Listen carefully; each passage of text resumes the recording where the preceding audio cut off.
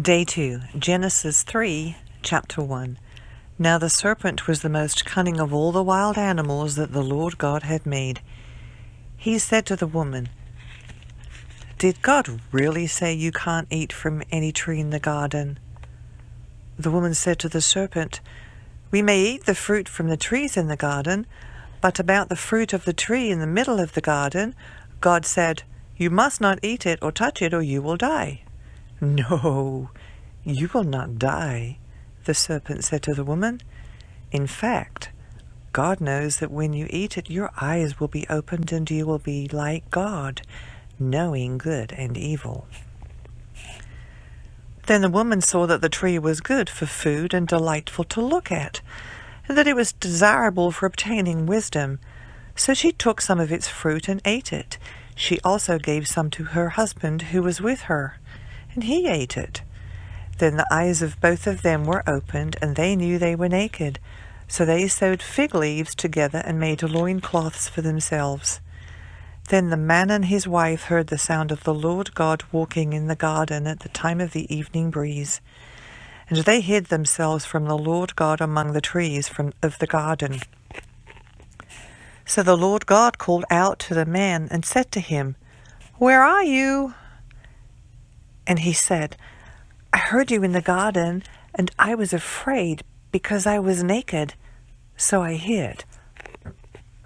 Then he asked, "Who told you that you were naked?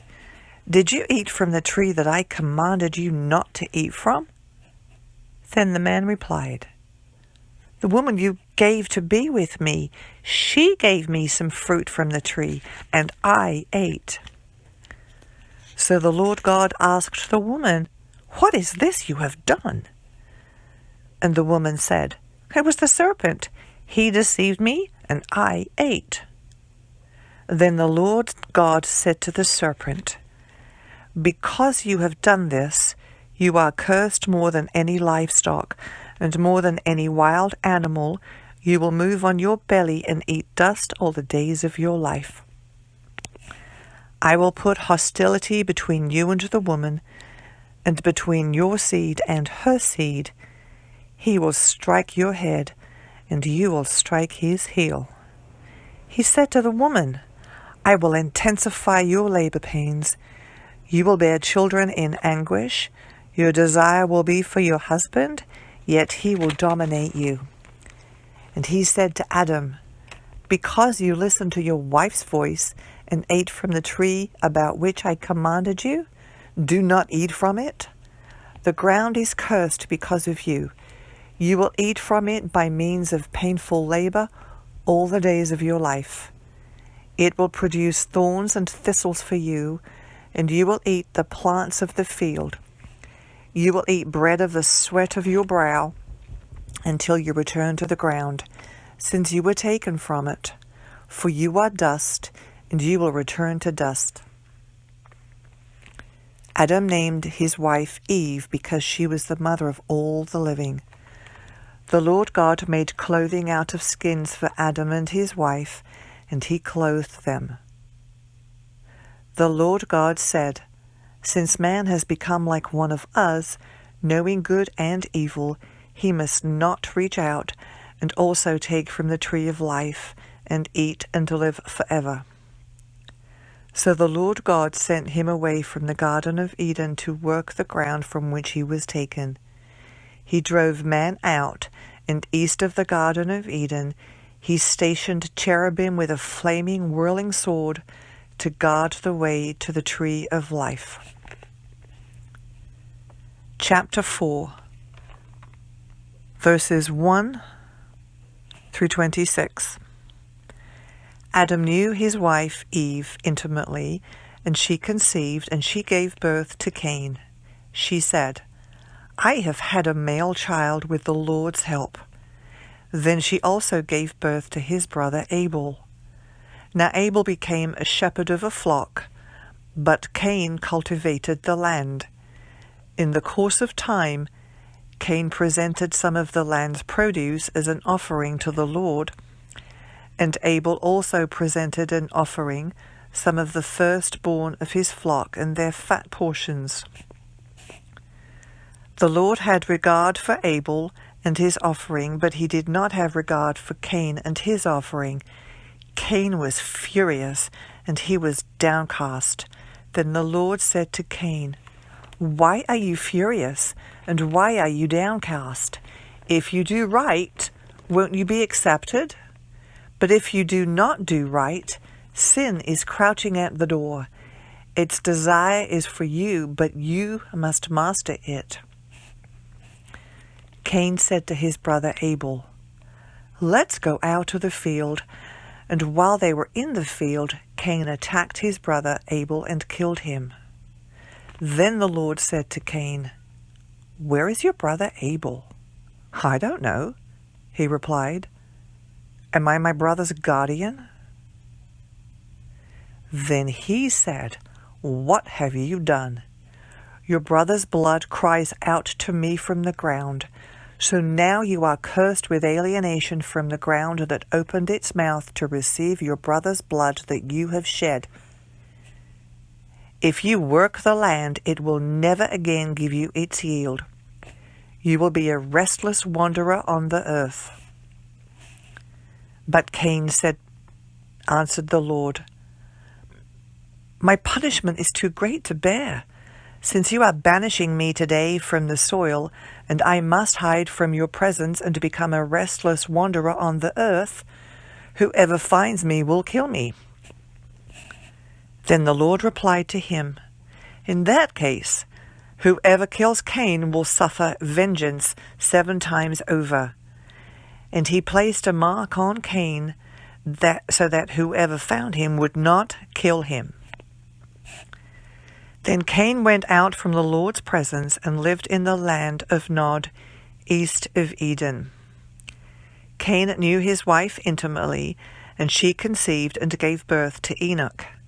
Then Cain became the builder of a city, and he named the city Enoch after his son. Arad was born to Enoch.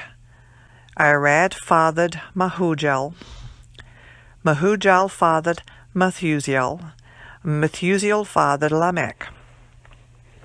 Lamech took 2 wives for himself, one named Adah and the other named Zillah. Adah bore Jabai. He was the father of the nomadic herdsmen. His brother was named Jubai. He was the father of all who play the lyre and the flute. Zillah bore Tubal-Cain, who made all kinds of bronze and iron tools. Tubal-Cain's sister was Naamah. Lamech said to his wives, Adah and Zillah, "Hear my voice. Wives of Lamech, pay attention to my words. For I killed a man for wounding me, a boy for striking me. If Cain is to be avenged 7 times over, then for Lamech it will be 77 times. Adam knew his wife intimately again, and she gave birth to a son and named him Seth. For she said, God has given me another child in place of Abel, since Cain killed him. A son was born to Seth also, and he named him Enosh. At that time, people began to call on the name of the Lord. Psalm 2, verses 1 through 6.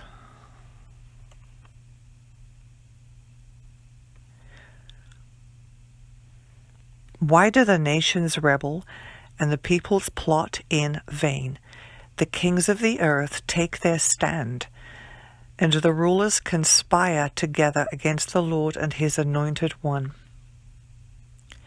Let us tear off their chains and free ourselves from their restraints. The one enthroned in heaven laughs. The Lord ridicules them. Then he speaks to them in his anger and terrifies them in his wrath. I have consecrated my king on Zion, my holy mountain. Proverbs 1, verses 5 through 6. A wise man will listen and increase his learning, and a discerning man will obtain guidance for understanding a proverb or a parable, the words of the wise and their riddles. Matthew 2, verses 1 through 23. After Jesus was born in Bethlehem of Judea in the days of King Herod, wise men from the east arrived unexpectedly in Jerusalem, saying, "Where is he? He has been born King of the Jews. For we saw his star in the east and have come to worship him." When King Herod heard this, he was deeply disturbed, and all Jerusalem with him. So he assembled all the chief priests and scribes of the people and asked them where the Messiah would be born. "In Bethlehem of Judea," they told him, "because this is what was written by the prophet. And you, Bethlehem in the land of Judah, are by no means least among the leaders of Judah, because out of you will come a leader who will shepherd my people Israel." Then Herod secretly summoned the wise men and asked them the exact time the star appeared. He sent them to Bethlehem and said, "Go and search carefully for the child, for when you find him, report back to me so that I too can go and worship him." After hearing the king, they went on their way, and there it was, the star they had seen in the east. It led them until it came and stopped above the place where the child was. When they saw the star, they were overjoyed beyond measure. Entering the house, they saw the child with Mary his mother, and falling to their knees, they worshipped him. Then they opened their treasures and presented him with gifts, gold, frankincense, and myrrh. And being warned in a dream not to go back to Herod, they returned to their own country by another route. After they were gone, an angel of the Lord suddenly appeared to Joseph in a dream, saying, "Get up, take the child and his mother, flee to Egypt, and stay there until I tell you. For Herod is about to search for the child to destroy him." So he got up, took the child and his mother during the night, and escaped to Egypt. He stayed there until Herod's death, so that what was spoken by the Lord through the prophet might be fulfilled. "Out of Egypt I have called my son." Then Herod, when he saw that he had been outwitted by the wise men, flew into a rage. He gave orders to massacre all the male children in and around Bethlehem who were 2 years old and under, in keeping with the time he had learned from the wise men. Then what was spoken through Jeremiah the prophet was fulfilled. A voice was heard in Ramah, weeping in great mourning, Rachel weeping for her children, and she refused to be consoled, because they were no more. After Herod died, an angel of the Lord suddenly appeared in a dream to Joseph in Egypt, saying, "Get up, take the child and his mother, and go to the land of Israel, because those who sought the child's life are dead." So he got up, took the child and his mother, and entered the land of Israel. But when he heard that Archelaus was ruling over Judea in place of his father Herod, he was afraid to go there. And being warned in a dream, he withdrew to the region of Galilee. Then he went and settled in a town called Nazareth to fulfill what was spoken through the prophets, that he will be called a Nazarene.